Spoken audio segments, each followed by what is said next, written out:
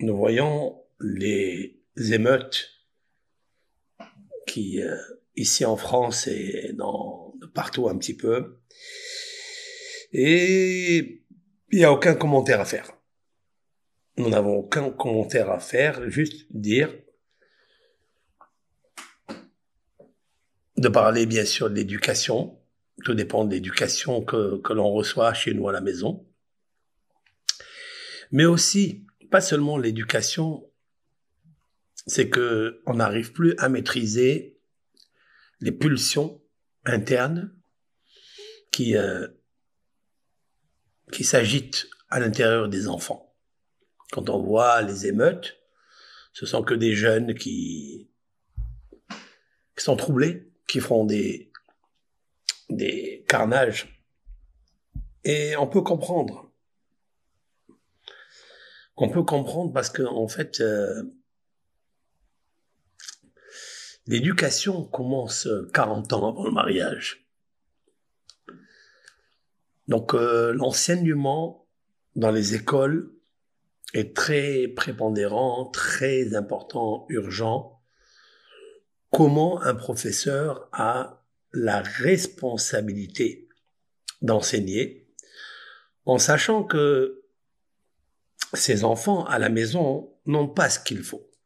Parce que même les parents, ils sont perturbés et ils sont dépassés. Et le fait de voir ce que l'on voit dans les vidéos, dans les réseaux, ça perturbe un petit peu, mais ça console d'un autre côté. Ça console parce que nous sommes dans la génération de la venue du Mashiach.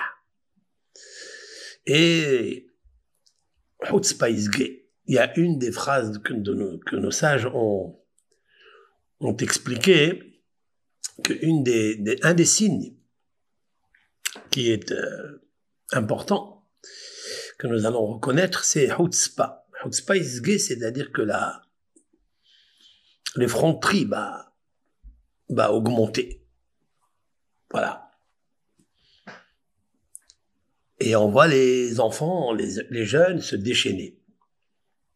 Se déchaîner parce qu'il y a un grand Satan, très grand pouvoir du mal, qui influence. Maintenant, j'ai une question sur moi. J'ai une question sur toutes les personnes qui voient ce qui se passe ici, chez nous en France. Ça peut se passer n'importe où. Mais pourquoi l'Éternel, il nous montre cela? Pourquoi nous sommes, nous, obligés, avec un petit clic sur les vidéos, sur le Facebook, YouTube et tous les réseaux, nous voyons cela. Nos enfants, ils voient ça. Nous apprenons quoi, en fait? Je vais vous dire quelque chose que le Baal Shem Tov a dit. Baal Shem Tov a dit que un homme, écoutez ça, un homme qui est propre, qui est sobre, et qui fait très attention à ne pas fauter. Il ne faute pas par la pensée, il ne faute pas par le cœur, il ne faute pas par la parole, et à la plus forte raison par les actes. Il fait très attention à ne pas fauter. Et jamais. Et même un iota. Je traduis, hein. Et efshar lo lir'otra beshum adam. Cet homme-là, il lui est impossible de voir le mal chez aucun être humain. Shum adam. Parce que son cœur est propre et sobre. O, sheishma mera shi'ase shum adam. Ki lo yazmin lo Hashem itbarach lirot ra ou lishmoa shum ra. Le grand tzaddik Rabbi Israël Baal Shem Tov HaKadosh, il y a 250 années, qui était un homme très pieux, un homme d'une élévation spirituelle d'âme tellement élevée, que il dit que si quelqu'un il a un cœur corrigé, modifié, bonifié, l'Éternel ne lui occasionne jamais ni d'entendre du mal sur aucun homme, aucune créature, ni de voir le mal. Vous écoutez ça? Il a une protection spéciale de l'Éternel, car il est bon. Ça veut dire, en fait, quelqu'un qui cherche la paix, pour ma part, c'est dans d'autres mots, l'Éternel ne lui occasionne pas d'écouter du mal, ni à sa table, ni dans les réseaux, ni dans rien du tout. On vient pas lui raconter. L'Éternel le sauvegarde et le protège d'écouter ce mal. Parce que ce mal-là qu'il va écouter, bien qu'il va pas être d'accord avec, mais il va être affecté. Il va être influencé. Ça va écorcher la perfection de cet homme.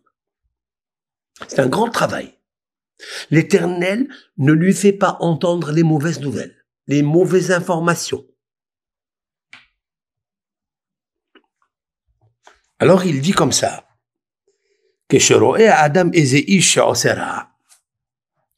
alors lorsque il arrive qu'un homme y voit une personne en train de pratiquer le mal, ou bien on lui raconte qu'il y a telle et telle personne qui a fait du mal. Alors qu'est-ce que ça veut dire ça? Pourquoi lui est arrivé d'entendre cela? Il faut qu'il sache avec certitude c'est que lui aussi, il a l'ombre mauvaise de cette mauvaise chose qu'on lui montre. Même si il est juste, même si cet homme-là, ce qu'on lui montre, il le fait pas. Peut-être en flagrant délit, il le fait pas. Mais d'une façon miniature, en petit format, il est à l'intérieur ce qu'on lui montre. Très puissant ce qu'il dit le Rav Israël Baal Shem Tov HaKadosh. Il a un petit quelque chose. Pourquoi alors l'Éternel, il lui a occasionné de voir maintenant sur les réseaux ce qui se passe? Toutes ces émeutes incompréhensibles sont incompréhensibles. Parce que la personne, le jeune qui est décédé, qui a eu bien sûr un crime qui n'est plus de ce monde, c'est tragique, ça fait très mal. C'est, voilà, une personne qui a disparu. Elle n'est plus dans ce monde. C'est pourquoi il faut honorer sa mort, son enterrement. C'est sûr et certain. C'est sûr que tout le monde. Mais ça ne justifie pas ce qui se passe dans la rue. Ça ne justifie pas du tout. Ce qui se passe dans la rue, c'est quelque chose qui est agisé, quelque chose qui est depuis longtemps en préparation. C'est la bombe atomique qui est en gestation calmement jusqu'à ce que se présente la personne ou la situation pour appuyer dessus. C'est comme a expliqué un des maîtres que j'avais écouté quand j'avais 18 ans. C'était à Annemasse. J'avais 18 ans, j'ai voyagé donc le mois de Elul qui arrive très très proche, des mois redoutables. Donc on allait un petit peu dans les forêts, dans le Yar, pour faire Idbodidut, Moussar Beit Pa'alout, c'est-à-dire étudier la morale avec des lèvres brûlantes pour brûler les calories du Yetzer Hara qui est en nous. Eh bien, j'avais entendu un maître qui a été sauvé de la Shoah. Il avait 70 ans, Rabbi Ephraim Zaitchik. C'est un grand Rav Ashkenaz. Et ce Rav, il a dit, des fois, la personne, elle est très bien. et souvent bien. Et voilà qu'à un moment, dans sa vie, il veut plus rien faire. Il se lève le matin, il a plus envie d'y aller à la prière, ni de faire mettre les téphilines, les phylactères, ni de faire Shabbat. Il veut plus. Que s'est-il passé? Il a raconté une histoire que dans une salle de mariage qu'ils avaient rénovée, restaurée de nouveau, il y a eu un très grand mariage et lorsque les personnes dansaient, ils ont appuyé sur le sol qui était en bois. Ils ont trop appuyé et il y avait une masse de personnes qui ont appuyé sur cet endroit. Et il y a une explosion qui a tué 1000 personnes. C'est un très, très, très grand mariage. Et 1000 personnes ont été calcinées par une bombe, après vérification, qui était là. Et pourtant, il y a eu plusieurs mariages avant. Avant, il y a eu plusieurs mariages. Et le Rav avait dit que cette bombe, elle était là de la Deuxième Guerre mondiale. Elle était là, elle était placée là, cachée à cet endroit. Mais tous les mariages et tous les danseurs et danseuses n'avaient pas appuyé sur la place où était la bombe. Jusqu'à ce que soit venu donc ce mariage, par hasard, si l'on peut dire ainsi, et ils ont dansé juste là où était posée la bombe. Qu'est-ce que ça veut dire? La bombe, elle était là déjà. La bombe était là, mais c'était une bombe à retardement. Il fallait appuyer pour qu'elle explose. Toute l'éducation qu'il y a de n'importe quel courant juif, musulmane, chrétienne, n'importe laquelle, il y a dans chacun parmi nous une bombe à retardement dans le cœur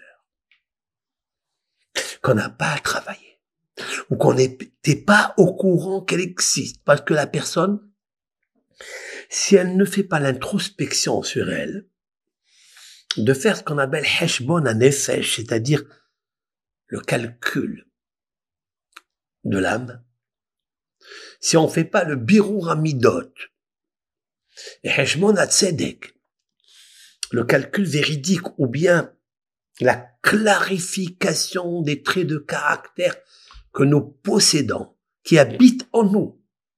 Si on ne travaille pas ça, deux choses l'une, parce qu'on n'est pas au courant, c'est grave.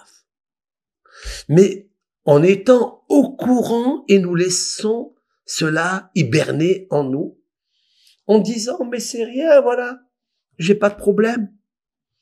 Mais c'est un problème silencieux. Comme d'ailleurs l'organe du foie.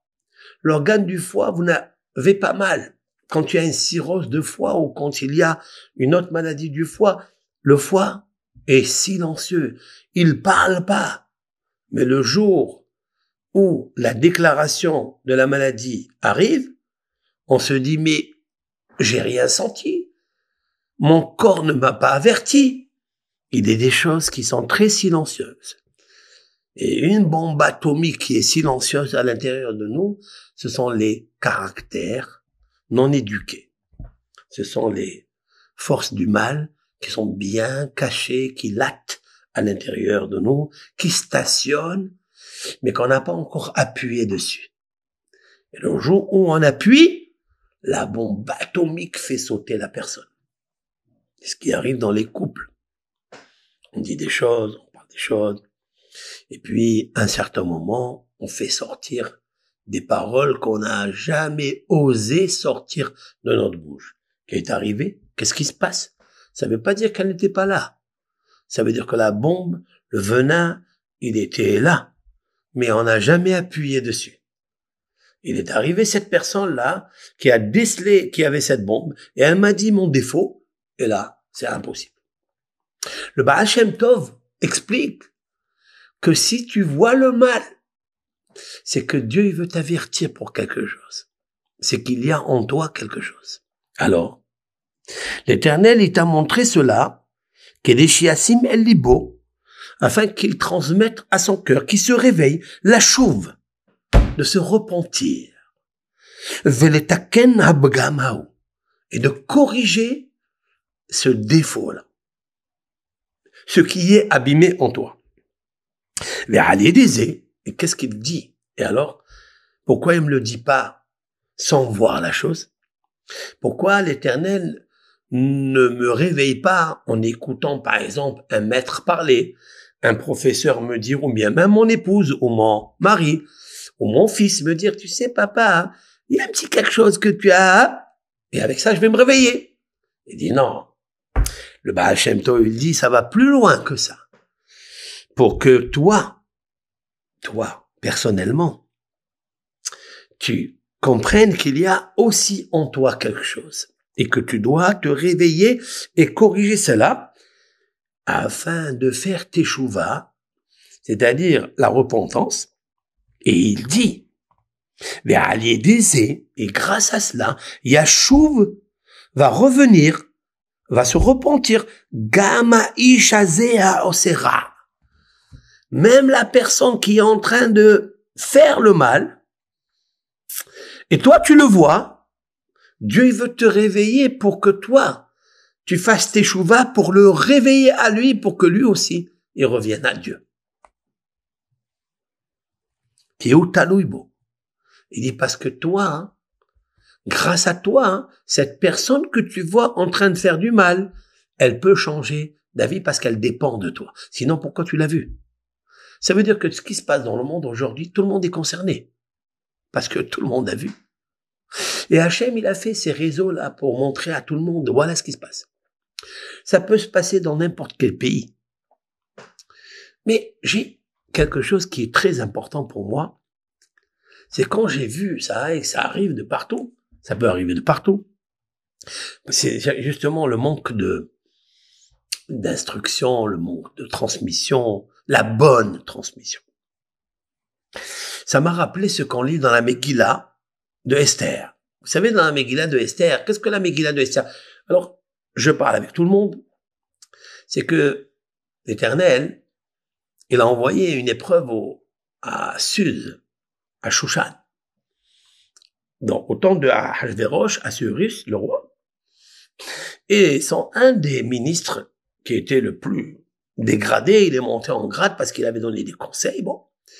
Et puis, le roi, il avait mis comme premier ministre de tous les 127 provinces. Et lorsque le roi lui a donné l'autorisation de que toutes les personnes des 127 provinces se prosternent devant lui, il y avait un juif, un hébreu, qui s'appelait Mordechai, Ayoudi, Mardoché, Ayoudi, que lui, il s'est pas prosterné. Pourquoi? Parce que sur lui, il avait une idole. Et Mordechai, il dit, moi, je vais pas me prosterner à l'idole.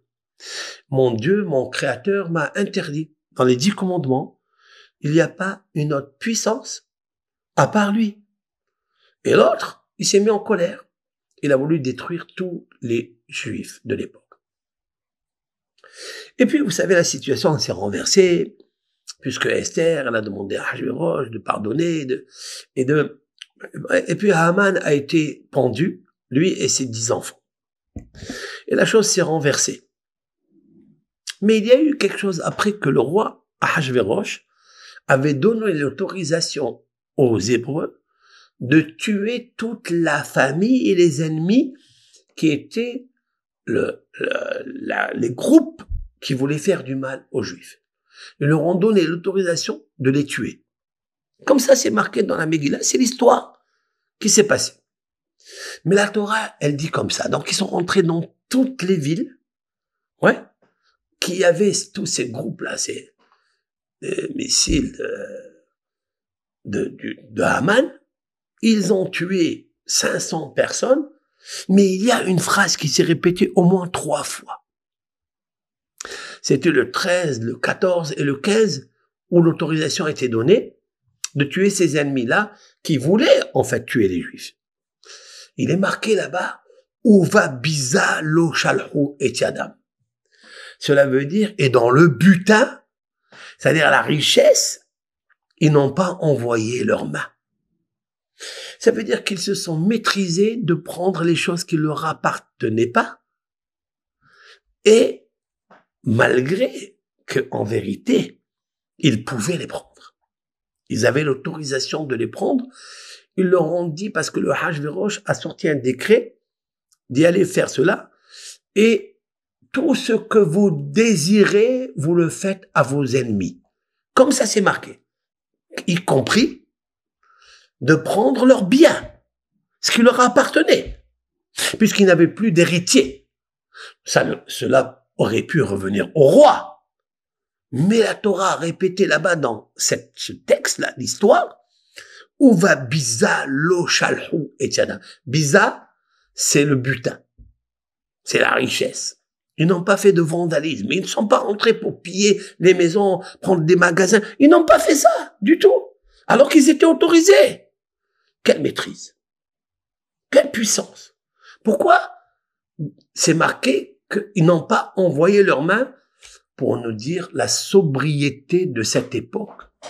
Combien le peuple hébreu était éduqué de ne pas prendre ce qui leur appartenait pas. Et ça, c'est très important. Ça. Alors, je ne dis pas que les choses n'ont pas changé, parce qu'il y a aussi des pilleurs chez toutes les religions. Ça, il faut le savoir. C'est la raison pour laquelle l'éducation, elle est très, très, très importante. Alors, qu'est-ce que fait Dieu? Dieu, il nous montre ces émeutes. C'est pour nous réveiller à nous. Alors, peut-être, toi, tu vas pas rentrer prendre chez Darty ou chez, je sais pas, dans un autre magasin des habits ou des ordinateurs, des téléphones, des cigarettes électroniques. Peut-être tu vas pas rentrer là-bas. Mais peut-être toi aussi tu prends quelque chose qui t'appartient pas. Et vérifie. Et pourquoi? Tu me montres cette personne? C'est pour nous montrer qu'il faut prier. Que quand tu pries à Hachem,